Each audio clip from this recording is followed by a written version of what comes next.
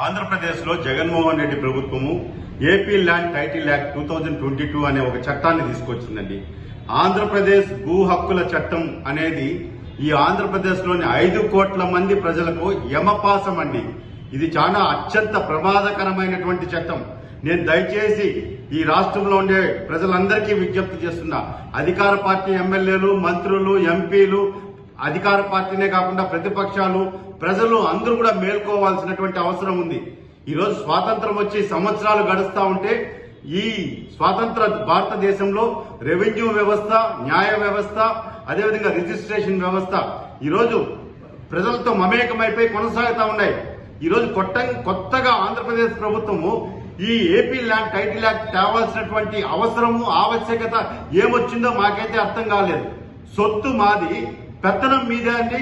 అసలు మీకు ఎవరిచ్చారండి? మీరు టైటిల్ రిజిస్ట్రేషన్ ఆఫీసర్ టీఆర్ఓ అనే ఒక వ్యక్తిని తీసుకొచ్చి మా ఆస్తులంతా కూడా అతని కంట్రోల్లోకి వెళ్ళిపోతాయి. రేపు మా బిడ్డలకి మేము పౌర పట్టా ఇవ్వాలన్నా, గిఫ్ట్ డీడ్ ఇవ్వాలన్నా వీళ్ళ అనుమతులు తీసుకోవాలి. ఈ టీఆర్ఓ అనుమతులు తీసుకోవాలి. ఈ టీఆర్ఓ ఎవరి కంట్రోల్లో ఉంటాడు? ఎవరైతే అధికారంలో ఉంటుందో ప్రభుత్వం, ఆ ఎమ్మెల్యే, ఎంపీ కంట్రోల్లో ఉంటారు. వాళ్ళు చెప్పినట్లు ప్రజల్ని ఇబ్బంది పెడతారు. ఇప్పుడు మనం చూస్తున్నాం, తిరుపతే కాదు రాష్ట్ర వ్యాప్తంగా యథేచ్ఛగా భూ కబ్జాలు జరుగుతున్నాయి. ఆక్రమించుకునేస్తున్నారు స్థలాల్ని దౌర్జన్యంగా. అలాంటప్పుడు కోర్టుకు పోయే అవకాశం లేకుండా చేస్తుంది ఈ చట్టం. గతంలో కోర్టుకు పోయేవాళ్ళు, ఈరోజు మనం కోర్టుకు పోవాలన్నా మన స్థలాల మీద ఖచ్చితంగా ఈ టీఆర్ఓ అనుమతి తీసుకోవాలి. టీఆర్ఓ ఎవరైతే అధికార పార్టీ ఎమ్మెల్యే ఉంటాడో అతను చెప్పినట్టు వింటాడు, అతనికి అనుకూలంగా వ్యవహరిస్తాడు. సామాన్య మధ్యతరగతి ప్రజలే కాదండి, ఉన్నవాళ్ళు లేని వాళ్ళు అన్న తేడా లేదు, అధికార పార్టీ ప్రతిపక్షం అన్నటువంటి వ్యత్యాసం లేదు. అందరూ కూడా బాధితులు అవుతారు. దయచేసి ఈ చట్టాన్ని ముక్త కంఠంతో వ్యతిరేకించండి. ఈరోజు నేను ఒకటే అడుగుతున్నా, మా ఆస్తులు, మా పూర్వీకులు ఇచ్చినటువంటి ఆస్తులు మా బిడ్డలకి మేము పౌర పట్టా ఇవ్వాలంటే ఈ టీఆర్ఓ అనుమతి ఎందుకు తీసుకోవాలండి? ఈరోజు రిజిస్ట్రేషన్ ఆఫీసులు ఉన్నాయి. మేము ప్రభుత్వానికి రుసుము చెల్లించి రిజిస్ట్రేషన్ చేయిస్తాం, గిఫ్ట్ డీడ్లు ఇస్తాం. ఈరోజు భూ కబ్జాలు జరుగుతున్నాయి. మేము న్యాయస్థానాన్ని ఆశ్రయించాలంటే కూడా మీ అనుమతి తీసుకోవాలా? ఎక్కడి చట్టం అండి ఇది?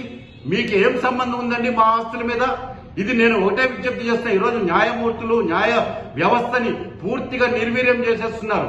రిజిస్ట్రేషన్ వ్యవస్థని కానీ, రెవెన్యూ వ్యవస్థ అనేది లేకుండా చేసేసి పూర్తిగా ఈరోజు ఎవరైతే ప్రభుత్వంలో ఉంటారో వాళ్ళ చేతుల్లో, గుప్పిట్లోకి ప్రజల ఆస్తులు వెళ్ళిపోయే ప్రమాదం ఉంది. వాళ్ళు చెప్పినట్లంతా కూడా ఈ టైటిల్ రిజిస్ట్రేషన్ ఆఫీసర్లు వ్యవహరిస్తే పూర్తిగా అందరికీ అన్యాయం జరుగుతుంది. దయచేసి ఈ చట్టాన్ని వ్యతిరేకిస్తాం. ఈరోజు కోర్టు కూడా, హైకోర్టు మెట్లెక్కారు.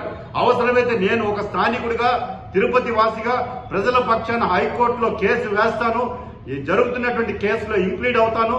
ఈ ఏదైతే ఏపీ ల్యాండ్ టైటిల్ యాక్ట్ చట్టానికి వ్యతిరేకంగా ప్రజల్ని, న్యాయ వ్యవస్థని, రెవెన్యూ వ్యవస్థని, అదేవిధంగా రిజిస్ట్రేషన్ వ్యవస్థలో ఉన్నటువంటి అన్ని విభాగాలని కలుపుకొని ప్రజలతో మమేకమై ఉద్యమానికి నాంది పలుకుతామని చెప్పని రాష్ట్ర ప్రభుత్వానికి కనువిప్పు కలిగేలా ఈ చట్టాన్ని వ్యతిరేకించేలా ప్రజలంతా కూడా పోరాటం చేస్తామని, దయచేసి ముఖ్యమంత్రి గారు ఈ భూసేకరణ, భూ act, AP land title act చట్టాన్ని రద్దు చేయండి.